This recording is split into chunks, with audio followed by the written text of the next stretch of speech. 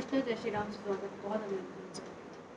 अगस्त मास की फलादेश की श्रृंखला में सिंह राशि, जो कि आज का वीडियो है हमारा, कि सिंह राशि के जातकों के लिए ये अगस्त मंथ कैसा रहने वाला है। और जैसे कि आप जानते हैं कि जो भी आपकी चंद्र राशि है उसी आधार पर आपको इस फलादेश को देखना है, यानी कि जो भी आपकी जन्म कुंडली में राशि बने, जहाँ पर भी चंद्रमा बैठे हैं वही आपकी राशि है। तो इस श्रृंखला में आज हम बात करेंगे सिंह राशि के जातकों के लिए कि ये अगस्त मंथ आपके लिए कैसा रहेगा। गोचर पर सबसे पहले दृष्टि डाल लें तो कहीं ना कहीं शनि एक योग बनाकर बैठे हैं, जिसमें कि आपको स्वास्थ्य का लाभ तो हो सकता है, शत्रुओं पर विजय आपकी हो सकती है। किसी भी तरह के यदि वाद विवाद में बाई चांस आप पड़ भी जाएं तो विजय आपकी होगी। किसी भी प्रकार की कॉन्स्पिरेसीज अगर आपके अगेंस्ट हुई हो पहले या अभी भी हो रही हो तो उसमें आपका कोई भी नुकसान नहीं होगा, बल्कि शनिदेव खुद ही आपके शत्रुओं का नाश करने के लिए सक्षम है। लेकिन साथ ही साथ बात कर लें कि कहीं अष्टमेश जब भी आपके तो सप्तम भाव में जाकर बैठे हैं तो आपको दाम्पत्य जीवन में थोड़ा सा उतार चढ़ाव, थोड़ा मनमुटाव तो महसूस होगा ही, लेकिन अपने पार्टनर के स्वास्थ्य का भी ख्याल, यानी कि हेल्थ के बारे में भी थोड़ा ध्यान देना जरूरी हो जाए। बात कर लें क्योंकि लग्न में ही मंगल और शुक्र की युति है, तो अपनी फीलिंग्स को थोड़ा सा सही और पॉजिटिव डायरेक्शन में रखना बहुत ज़रूरी होगा। अपनी मानसिकताओं पर थोड़ा सा नियंत्रण रखना बहुत ज़रूरी होगा। कहीं ना कहीं खर्चे, सोर्स ऑफ इनकम, यानी कि जितनी भी आय होगी, चाहे आप नौकरी में हैं या बिजनेसमैन हैं, जो भी आय है वो ज़्यादातर खर्चों में जाए। और वो भी किस प्रकार के खर्चे? कोर्ट कचहरी या मेडिसिन वगैरह या दवा, हॉस्पिटल वगैरह, इस तरह के खर्चे ना चाहते हुए भी आपके ज़्यादा हो सकते हैं, क्योंकि यहाँ पर भी कुछ इस तरह का योग बना हुआ है कि जो लाइफ पार्टनर है उसके स्वास्थ्य का ख्याल थोड़ा ज़्यादा रखना होगा। और जो भी सेविंग्स हैं इवन वो भी थोड़ी खर्चे में जा सकती हैं। तो ये जो महीना है ये कम से कम पिछला जुलाई से लेकर 8 अगस्त तक कुछ ऐसी ही स्थितियाँ बनी रहेंगी। लेकिन अच्छी बात अगस्त में ये होगी कि 8 अगस्त के बाद खर्चों पर थोड़ा सा नियंत्रण आपका आ जाए। बात करें आपके सबसे जो मुख्य प्लैनेट होंगे इस अगस्त मंथ में, वो होंगे सूर्यदेव, जो कि आपके लग्नेश होकर द्वादश भाव में जाकर बैठे हैं। तो ये एक अच्छा इंडिकेशन नहीं है।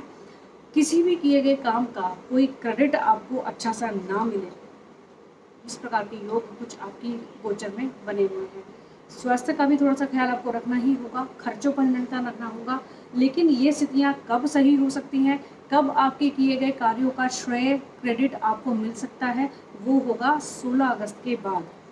यानी कि जुलाई मंथ से कुछ ऐसी स्थितियाँ बनती आ रही थी जो कि आपके किए गए सारे जो काम थे, जो पराक्रम किया गया था, वो सारा लगभग बेकार, कोई बहुत ज़्यादा फलित वो नहीं हो पा रहा था, बहुत अच्छा लाभ आप उसको नहीं ले पा रहे थे उसका, और खर्चे थोड़े ज़्यादा होते चले आ रहे हैं पिछले महीने से।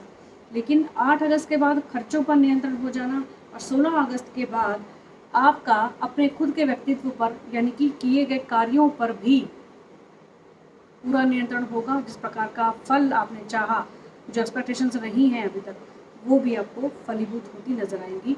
क्रेडिट भी आपको मिलेगा और स्वास्थ्य में भी आपको लाभ होता नजर आएगा।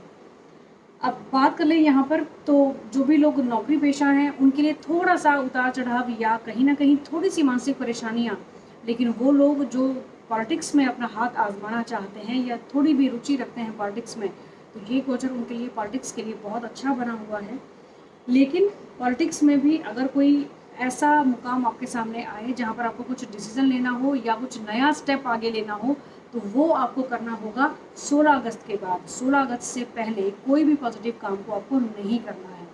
किसी भी तरह की इन्वेस्टमेंट की अगर हम बात करें तो पार्टनरशिप में अगर कोई बिजनेस है उसमें आप बेशक से इन्वेस्ट कर सकते हैं, उसके लिए वो आपके लिए बेनिफिशियल होगा, आगे चलकर भी वो इन्वेस्टमेंट आपके लिए फ़ायदेमंद होगी। लेकिन दाम्पत्य जीवन का थोड़ा सा आपको ख्याल रखना होगा। और कहीं ना कहीं परिवार में भी थोड़ी सी कलह की स्थितियाँ बनती हुई नजर आती है, क्योंकि केतु का वहाँ पर होना और राहु की वहाँ पर दृष्टि का होना। तो माता के स्वास्थ्य का ख्याल भी रखें। साथ ही साथ में परिवार में कुछ इस प्रकार का माहौल से बचें जिससे कोई ना कोई वाद विवाद हो जाए, किसी प्रकार के लड़ाई झगड़े या मनमुटाव हो जाए। बात करें छोटे बहन भाइयों की, तो 8 अगस्त के बाद छोटे बहन भाइयों के साथ भी आपको थोड़ा सा संभल कर चलना होगा। उनके साथ थोड़े से रिश्ते जो हैं कुछ समय के लिए कुछ इस प्रकार के रह सकते हैं कि आपने कहना कुछ और चाहा और उनको समझ कुछ और लिया और बात कहीं से कहीं पहुंच जाए। इस प्रकार की स्थितियों से थोड़ा सा बचने वाला समय आपके लिए होगा। ये जो समय होगा वो केवल 5 सितंबर तक आपको खास तौर से ध्यान रखना है कि नौकरी में भी किसी से हमें कोई भी फालतू का कोई बात आर्ग्यूमेंट नहीं करना, ना ही छोटे बहन भाइयों के साथ इस प्रकार की कुछ चीज़ों को करना है। तो जो पहले हमने बात कर ली कि खर्चे पहले से ही थोड़े ज़्यादा होते चले आ रहे हैं और ख़ासतौर से माता के स्वास्थ्य को और लाइफ पार्टनर के स्वास्थ्य को भी हमें ख्याल रखना है। तो इस प्रकार से कोई भी खर्चे ज़्यादा ना हो, और अगर हमने कोई नया वाद विवाद खड़ा कर लिया तो ये चीज़ें थोड़ी ज़्यादा बढ़ सकती है। तो ये प्रेडिक्शन था सिंह राशि के जातकों के लिए कि अगस्त मंथ में कुछ किस प्रकार की चीज़ें आपके साथ हो सकती हैं, किन चीज़ों का हमें ख्याल रखना है। कुछ प्रिकॉशंस के तौर पर वैसे तो आधा महीना आपका थोड़ा सा नेगेटिव साइड पर जाएगा और आधा महीना जो है आपके लिए बहुत पॉजिटिव होने वाला है और बहुत अच्छा तरह से पॉजिटिव होगा, क्योंकि जितने भी आपने पहले कार्य किए होंगे उन सभी का फलित होने का, यानी कि उनका सबका फल मिलने का समय होगा 16 अगस्त के बाद। प्रिकॉशंस के तौर पर आदित्य हृदय स्तोत्र का पाठ यदि आप करते आ रहे हैं तो वो करते रहें। सूर्य को जल भी पहले से आप देते आ रहे होंगे तो देते रहें। जो लोग नहीं करते आ रहे हैं सूर्य को जल देना शुरू कर दें, क्योंकि ये तो वैसे भी आपकी राशि के लिए वैसे हमेशा ही करना बहुत शुभकर रहेगा। आदित्य हृदय स्तोत्र का पाठ करना और सूर्य को जल देना।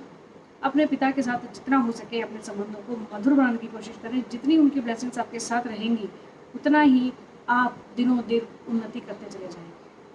ये आपकी राशि है सिंह।